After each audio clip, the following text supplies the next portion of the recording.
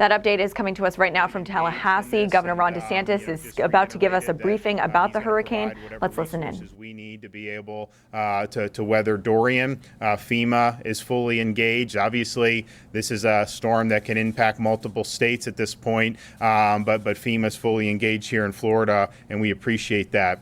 We're, of course, concerned about power restoration once the storm passes. Florida Power and Light has most of these counties in terms of the power, and they've assembled approximately 17,000 personnel that are pre-staged and ready to respond. And as soon as the first bands of severe weather hit, they will come in after that to restore power around the clock because I think they understand how important that is. We will obviously be assisting with our assets, whether it's clearing roads, vegetation, whatever we can do to help that happen. There have been 72 nursing homes and assisted living facilities along the coast that have been evacuated. Some Florida hospitals have begun evacuating or are making plans to evacuate. These include Advent Health in New Smyrna Beach in Volusia County, Cape Canaveral and Brevard, Cleveland Clinic South in Martin County, Port St. Lucie Hospital, Good Samaritan Medical Center in Palm Beach, Stewart Sebastian River Medical Center in Indian River, and Halifax Psychiatric Center North in Volusia.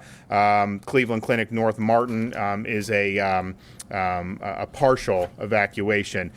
If you're involved with a healthcare facility, continue inputting your emergency updates into our emergency status system. It includes generator, utility information, evacuation status, emergency contact. If there is a need for something and you're updating us, we have people monitoring that all the time. We have people in a variety of agencies that could then respond accordingly, and obviously we want to do that. We have the gas stations along the evacuation routes we've confirmed are going to remain open.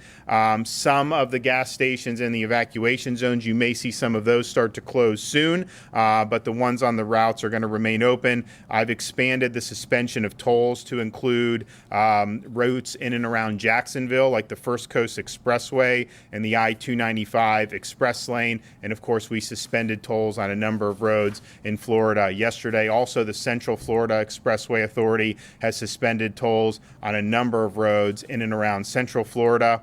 Now, the following 5 ports have been closed: Miami, Everglades, Fort Pierce, Palm Beach, and Port Canaveral. Jacksonville and Fernandina are in condition Yankee. Obviously, as the storm moves north, their status could change. But as the storm moves north, we anticipate some of the southern ports reopening.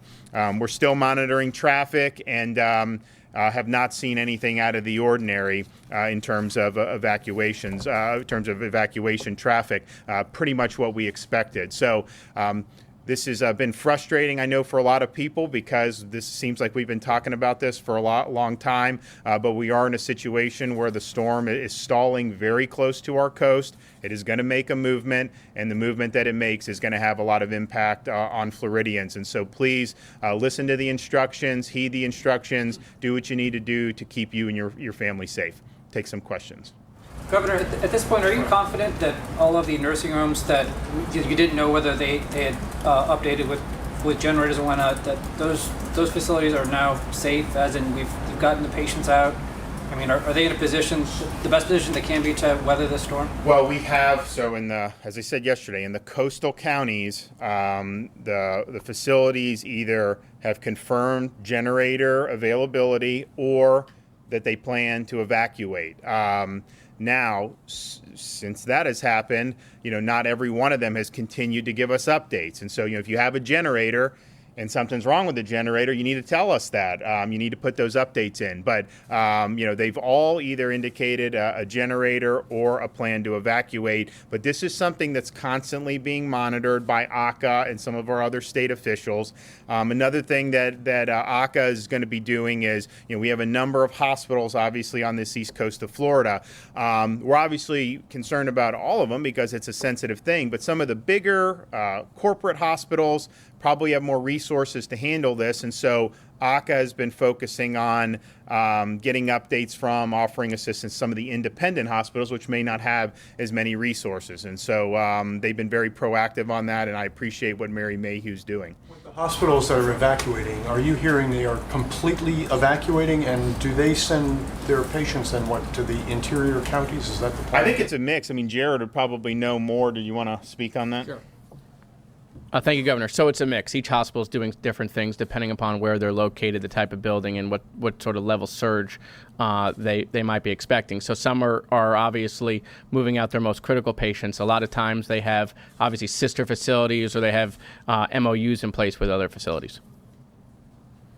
Governor, how has this storm impacted tourism numbers over the Labor Day weekend? Do we have any idea of how? I think it's too soon to know exact numbers, but I mean, obviously, if I think we started to see possibilities of this earlier in the week last week.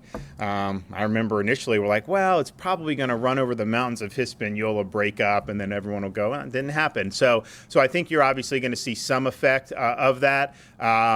But at the same time, I think the fact that it's taken an eastward track, people that had planned on being someplace in Northwest Florida or whatever probably, weren't affected at all. So we'll figure all that out. But look, at the end of the day, I want as robust tourism as possible. But my most important priority is that Floridians are safe, and that we're doing what we need to do to be able to assist after the fact. And this is a storm that is record in terms of the 185-mile-per-hour impact of the Bahamas, and it's very, very close to our shores. I appreciate the tracks that keep it off the shore, but we're going to have some impacts one way or another, and that's really, I think, the main concern. We'll be able to. People are going to want to come to Florida. There's going to be all time to do all that stuff, and we've got a lot of great things going on with the economy.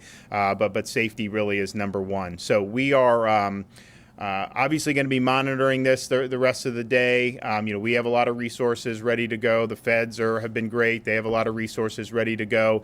And hopefully by tonight, we'll have a sense of the movement. And, the weather experts have said once we see the definitive movement north on which path that's on, that's going to allow us to kind of even more concisely, concretely identify the places along Florida's coast that are most at risk. So stay tuned for that. Thank you. Okay, so you were just listening to Governor Ron DeSantis giving us a briefing about Hurricane Dorian. Right now he's in Tallahassee. He mentioned several things, one being nursing homes and assisted living facilities along the coast being evacuated, as well as hospitals. Also the fact that gas stations along evacuation routes will remain open, so that'll be good news for people who are trying to get off the east coast of Florida. Also talking about lifting more tolls on roads near Jacksonville. We do have a full list on abcactionnews.com. He also mentioned that 5 ports are closed, and they are closely monitoring the ports in northern Florida. Stay with us right here on ABC Action News, because we're going to keep bringing you briefings from officials like Governor DeSantis, as well as the updates throughout the day with our meteorologist. Shay's going to be back here with the 11 o'clock update in just about a half hour. We're here with you all day here on ABC Action News, streaming now. For up-to-the-minute coverage on Hurricane Dorian, ABC Action News is Tampa Bay's streaming news leader. Download our app to your favorite device now.